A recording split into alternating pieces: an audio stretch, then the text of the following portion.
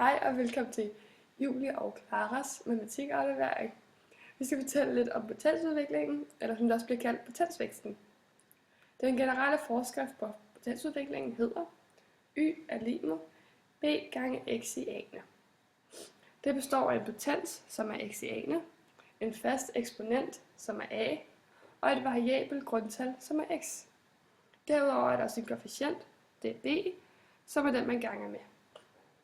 Potensfunktionen er en sammenhæng mellem størrelserne x og y, hvor b og x kan være positive. Når a og b er større end 0, gælder deformationsmængden er lig med alle reelle positive tal, og værdimængden er lig med også alle reelle positive tal. Her der ser vi så en meget typisk graf inden for potensudviklingen. Der ser vi, at som sagt, at b er positivt, og det er a også i det her tilfælde, så derfor giver det en parabel. Jeg vil nu fortælle lidt om A's betydning. Og A har betydning for, om grenene i en parabel eller i en graf vender op eller ned, altså om den er positiv eller negativ.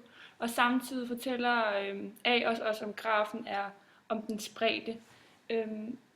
Altså har A faktisk betydning for grafens udseende. Vi har her nogle forskellige eksempler. Hvis A er større end 1, vil grafen være en parabel, som er den lyseblå.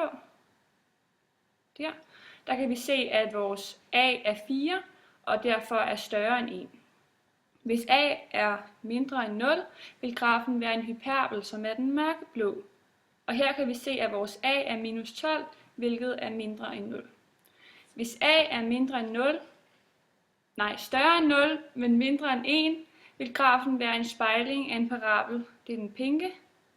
Og her kan vi se, at vores A er 0,1, og det er midt imellem 0 og 1. Hvis A er lig med 1, vil grafen være en lineær linje, som er den sorte graf her, og den går igennem vores nulpunkt på vores akse. Så vil jeg også forklare lidt om nogle monotoniforhold. Et monotoniforhold viser, hvilket interval på x-aksen om funktionen f af x eller y, er voksende eller aftagende.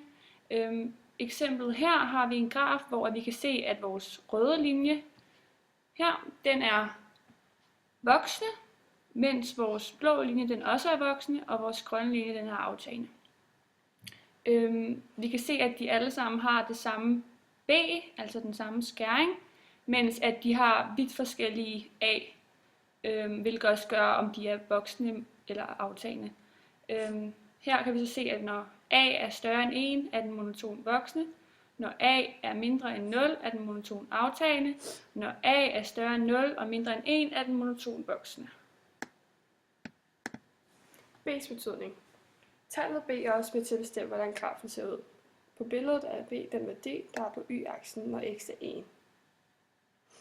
For at aflæse b ud fra en graf, skal man altså gå ud af x-aksen, til man støder på 1, som vi har i det her tilfælde. Derfor skal man gå op ad y-aksen, til man møder skæringen på grafen. Og det der punkt er b. Ja, så vil jeg fortælle den forskrift, man bruger for at finde a. For at finde a skal man kende y1, y2, x1 og x2, som er de koordinater, man finder på grafen. Og den hedder således a er lig med log y1 divideret med y2 divideret med log x1 divideret med x2. For så at skulle finde b, så bruger vi potensforskriften y er lig med b gange x i a'ene. Og så isolerer vi bare b, så den kommer til at hedde b er lig med y1 divideret med x1 i a'ene. Der skal vi bruge y1 og x1 fra vores koordinat, og samtidig skal vi også bruge vores a, som vi lige har fundet ud af ved at bruge forskriften for at finde a.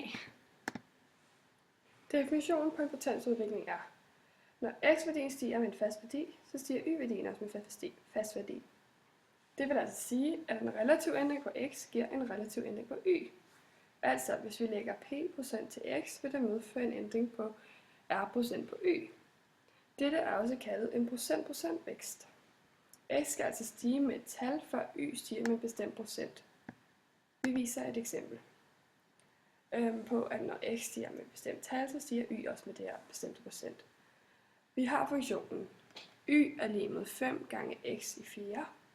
Hvis x vokser med 3%, så vil vi gerne vide, hvilken ændring det giver på y. Vi ved, at 1 plus p er lig med 1 plus r opløftet i a'ene. X vokser med 3%. Vi skal altså finde fremskrivningsfaktoren. Den hedder 1 plus r. Det gør vi ved at sige 3 divideret med 100. Så har vi det decimaltal, som er 0,03. Derefter lægger vi 1 til, den hedder 1 plus r. Og vi får så 1,03. Nu vil vi altså gerne have fremskrivningsfaktoren i y's retning. Og som sagt hed formlen 1 plus p. Vi indsætter så vores data, som er 1,03 opløftet 4. Og vi får så finder så ud af, at 1 plus p er 1,1255. Nu har vi 1 plus p. Så skal vi trække 1 fra, det vi kun skal bruge p. Så vi siger 1,1255 minus 1, det er altså 0,1255. Det skal vi så have i procent. Det gør vi selvfølgelig ved at gange med 100. Og vi får så 12,55%. Hvilket vil sige, at når y stiger med 3%, så stiger, når x stiger med 3%, så stiger y med 12,5%.